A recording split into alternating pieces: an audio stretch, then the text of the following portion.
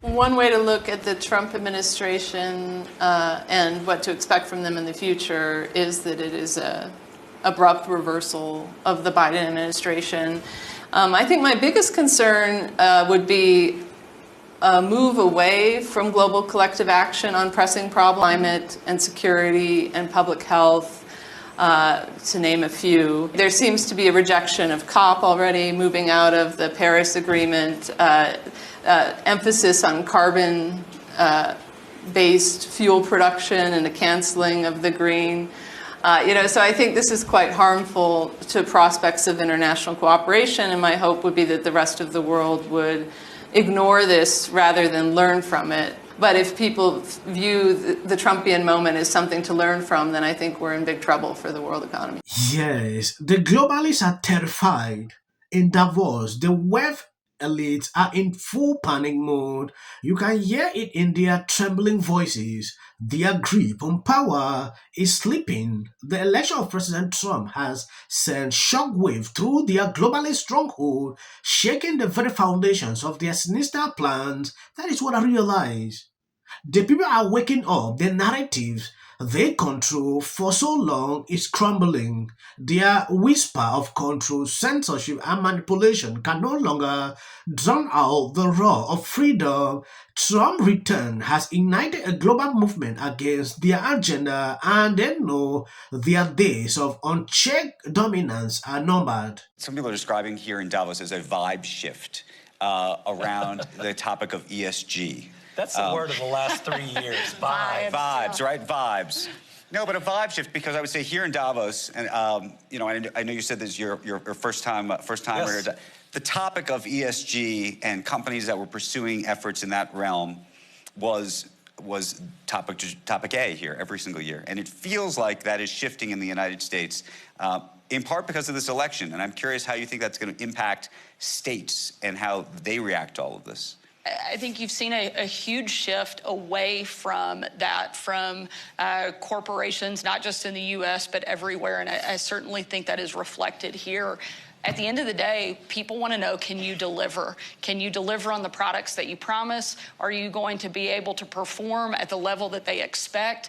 Not whether or not you're checking some arbitrary boxes. And so I think it is a huge shift that we've seen over the course of the last several years. I think it's one of the reasons Donald Trump is president, because he wasn't afraid to call those things out. He wasn't afraid to go against some of the political correctness and do what he felt was right. So what's going to happen in your state? I believe you're hearing them. You can see how trembling they are. Trump coming into power has shifted this issue of ESG, and they know it. Just imagine if Kamala won. This will continue.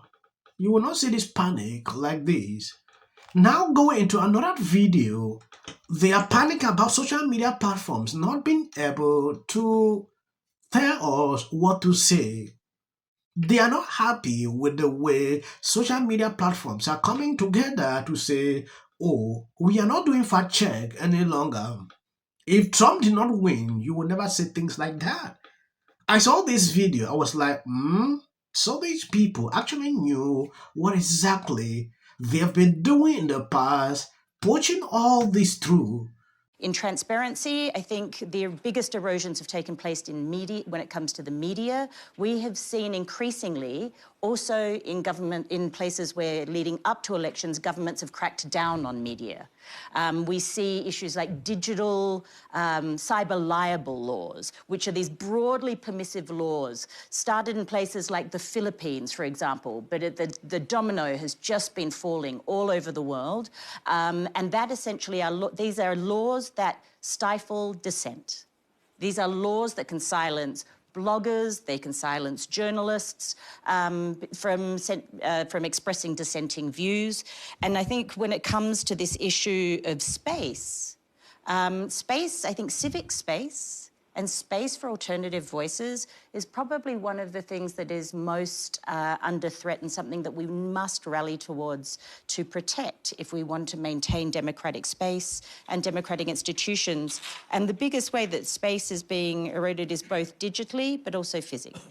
we are seeing increasingly governments moving towards everything from foreign agents laws. And one thing I want to warn everyone is never assume that a bad idea in one place is just isolated to that place. Because the other big threat we are seeing is once upon a time, the threats to democracy were autocrats, right? And you thought, oh, the autocrats have a handbook. And some of them will share their handbook. That's gone. The new era is, and because of digital communication, they're just taking a page out of that handbook. And one of the things that we've seen that's been particularly destructive to democracies is things like foreign agent laws. My organization had to deal with this in Russia a couple of years ago. We thought, it's Russia, it's Putin, it's not a surprise, but it is deadly for civil society and alternative views. And now they've popped up in Hungary, they've popped up in Georgia, they've popped up in, I think it's Kyrgyzstan. So, we have to keep our eye on the prize and really be protecting the institutions which are rights respecting, that essentially allow us to enjoy not democratic rights, but actually the simple things that make us feel, allow us to feel I propose putting an end to anonymity on social media. In our countries, no one can walk the streets with face or drive a car without a license plate. No one can send packages without showing an ID or buy a handphone without giving their name. And yet, we are allowing people to roam freely on social networks without linking their profiles to a real identity. This paving the way for missing speech and cyber, because it is facilitating the use of bots and it is allowing people to act without being held accountable for their actions. Such an anomaly cannot continue. In a democracy, citizens have the right to privacy, not to anonymity or impunity, because with those two, social coexistence would be impossible.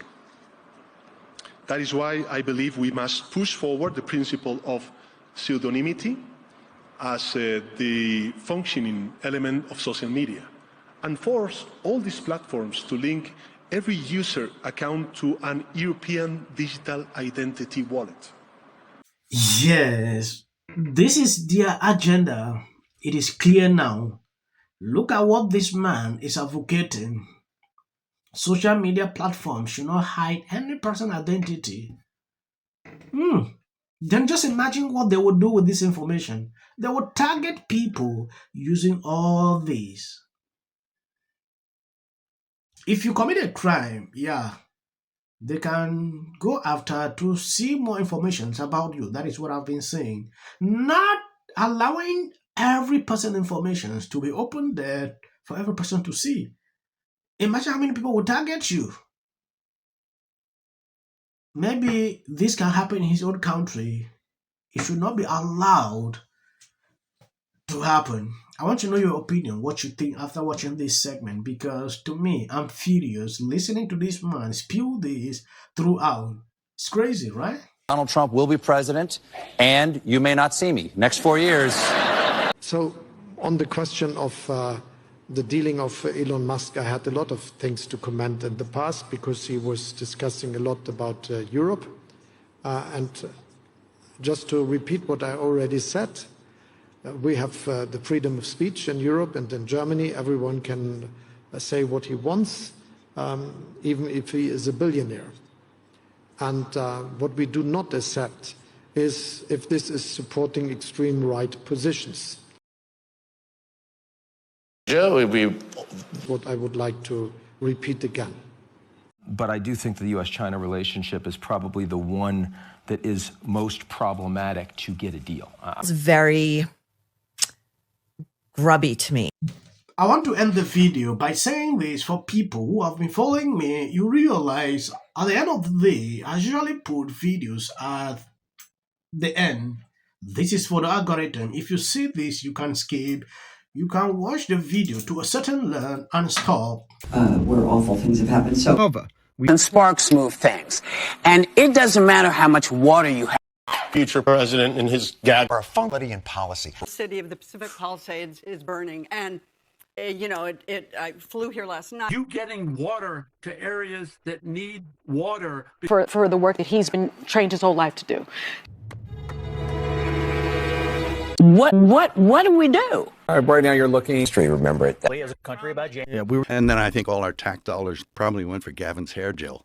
I don't know, but it's like, it's sad. Jordan. In the 5 tenants of Palisades Village right here. This is the town center of sorts. And he did this little dance. Josh Green, the governor of down in Hawaii, you had some. And then we watch the news or talk to my friends.